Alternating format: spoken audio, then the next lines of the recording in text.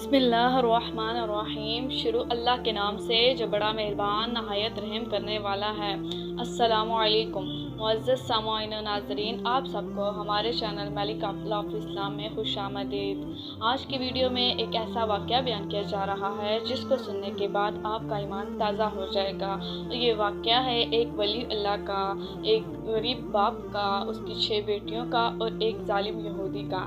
लेकिन वाक़या शुरू करने से पहले मेरी आप सबसे गुजारिश है कि अगर आप हमारे चैनल पर न्यू हैं तो हमारे चैनल को सब्सक्राइब कर लें, बेल आइकन को भी प्रेस कर दें और अगर वीडियो आपको पसंद आती है तो लाइक और शेयर ज़रूर करें और इस वाक़ये को पूरा समझने के लिए पूरी वीडियो लाजमी देखें। तो आइए शुरू करते हैं वाक़या। एक दफ़ा का जिक्र है कि एक इलाके में एक वली अल्लाह रहते थे। उनका एक मुरीद था जो बहुत गरीब था और उसकी 6 बेटियां थी और 6 की 6 जवान थी।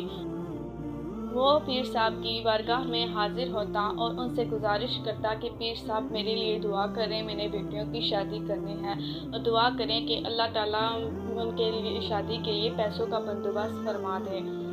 बहुत गरीब था, पूरा दिन मेहनत मजदूरी करता और शाम को पीर साहब की बारगाह में हाजिर होता। एक दिन वो पीर साहब की बारगाह में हाजिर हुआ और कहने लगा कि पीर साहब मेरी एक बेटी का रिश्ता तय हो गया है, मुझे उसकी शादी करनी है और उसकी शादी के लिए 1000 दिनार की ज़रूरत है। आप अल्लाह ताला से हजूर दुआ करें कि उसका कोई ज़रिया वसीला बन जाए। पीर साहब की गनगाह के पास ही एक यहूदी रहा करता था जो बहुत अमीर था। जब मुरीद खानकाह से वापस जा रहा था तो यहूदी ने उसे रास्ते में रोक लिया और कहने लगा कि तुम अपनी बेटियों की शादी के बारे में बहुत परेशान हो, उसके लिए तुम्हें पैसों की ज़रूरत है, तो तुम अपने पीर व मुर्शिद से क्यों नहीं कहते कि वो तुझे पैसे दे दें ताकि तुम अपने बच्चियों की शादी कर सके। इस पर गरीब आदमी गुस्से में आ गया और कहने लगा कि मेरे पीर व मुर्शिद के पास पैसे नहीं हैं। ये कहकर वो चुप हो गया और इस पर यहूदी बोला कि वो तो सिर्फ बातें करते रहते हैं, वो कुछ कर नहीं सकते, लिहाजा उनसे तू जाके बोल कि वो मेरे पास 6 साल की नौकरी के लिए आ जाएं और इसके बदले में उन्हें 6000 दिनार दे दूंगा, जो वो तुझे देके तुम्हारी बेटियों की शादी में मदद कर देंगे।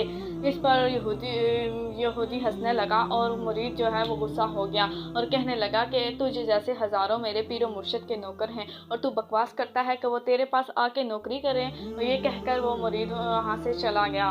ये बात करते करते पूरे गांव में फैल गई और जब पीर व मुर्शिद तक ये बात पहुँची तो उन्होंने एक दिन यहूदी के पास गए और उससे कहने लगे, क्या तू मुझे अपने घर नौकरी पर रखना चाहता है और उसके बदले तू मुझे 6000 दिनार देगा? क्या तूने ये बात कही है? अगर तूने ये बात कही है तो मैं नौकरी करने के लिए तैयार हूँ, लेकिन मेरी एक शर्त है कि जब अजान होगी तो मैं अपनी नमाज के लिए चला जाऊँगा और इसके लिए तू मुझे नहीं रोकेगा। बाकी मैं पूरा दिन तेरी गाय भैंसें संभालूँगा और तेरी खिदमत करूँगा। यहूदी ने कहा, मुझे इस पर कोई एतराज़ नहीं है, मगर क्या आप इस बात पर साबित कदम रहेंगे? इसका क्या सबूत है? तो इस पर पीर व मुर्शिद ने कहा कि मैं तुझसे वादा करता हूँ कि मैं अपनी बात पर कायम रहूँगा। लेकिन यहूदी ने कहा कि मुझे आपकी बात पर यकीन नहीं है और वो पीर व मुर्शिद को एक काजी के पास ले गया और वहाँ से तहरीर लिखवा ली कि ये मेरे पास 6 साल तक नौकरी करेंगे और मैं इसके बदले में इनको 6000 दिनार दूंगा। तमाम मामला तह पा गए। पीर व मुर्शिद उसके यहाँ नौकरी करने लगे और 6000 दिनार गरीब मुरीद को देकर उसकी बेटियों की शादी करवा दी।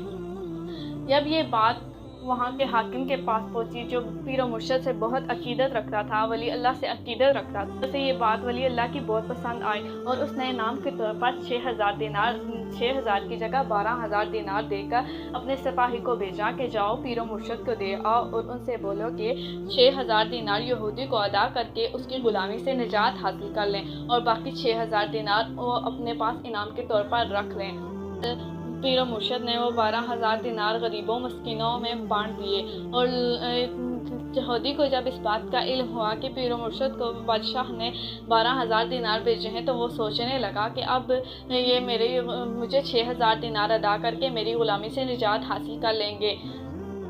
लेकिन जब पीर व मुर्शिद ने उसी तरह काम जारी रखा और कोई इस बारे में कोई बात ना की तो वो यहूदी हैरान हुआ और एक दिन पीर व मुर्शिद से पूछने लगा कि आपको बादशाह ने 12000 दिनार दिए थे, वो कहाँ हैं?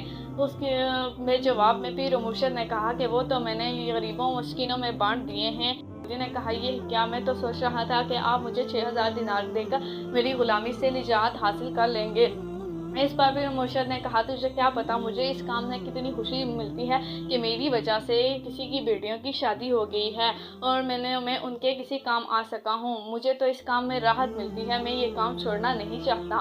اس پر یہودی حیران ہوا اور کہنے لگا کہ میں نے تو آج تک صرف مسلمانوں کے اخلاق کے بارے میں سنا تھا مگر آج دیکھ بھی لیا۔ اس پر پیر مرشد نے کہا کہ مجھے اگر موقع ملے میں تو چاہتا ہوں کہ پوری دنیا کی جتنی بھی عورتیں ہیں میں ان کا اگر وسیلہ بن سکتا ہوں، ان بچیوں کا وسیلہ بن سکتا ہوں تو بن جاؤں۔ اس پر وہ یہودی پیر و مرشد سے معافی مانگنے لگا اور کلمہ پڑھ کر مسلمان ہو گیا، اور اس کے بعد اس نے اپنی آدھی جائیداد پیر و مرشد کے نام کر دی اور ان سے بولا کہ آپ اس کو غریبوں اور مسکینوں میں بانٹ دیں اور میرے لیے اللہ تعالیٰ سے مغفرت کی دعا کریں۔ اللہ تعالیٰ سے دعا کریں کہ وہ مجھ پر رحم کرے اور مجھے بھی سیدھے راستے پر چلنے کی توفیق عطا فرمائے۔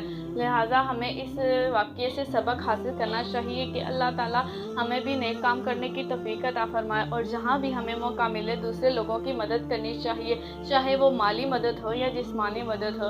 اللہ تعالیٰ ہم سب کو نیک کام کرنے کی توفیق عطا فرمائے۔ آمین ثم آمین۔